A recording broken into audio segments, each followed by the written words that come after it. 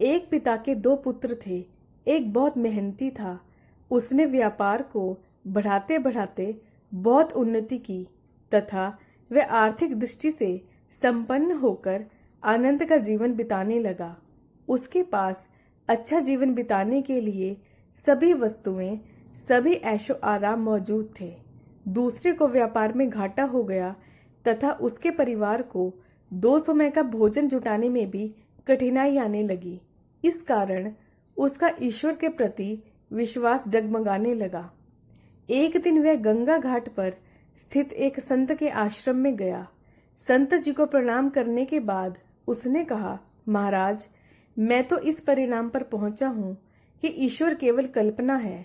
यदि ईश्वर है तो वह पक्षपाती है, किसी को सुख देता है तो किसी को अपार दुख देता है।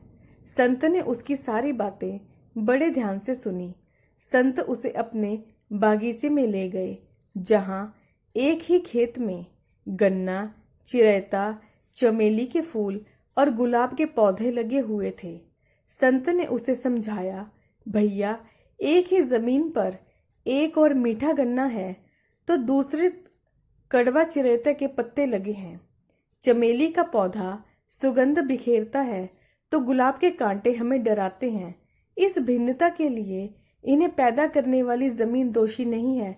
जैसा बीज बोया गया है वैसा ही उसका फल मिला है। सुख दुख के लिए परमात्मा नहीं, हमारे कर्म व संस्कार ही जिम्मेदार हैं। संत के वचन सुनकर उसका हृदय ईश्वर के लिए पुनः श्रद्धानत हो गया।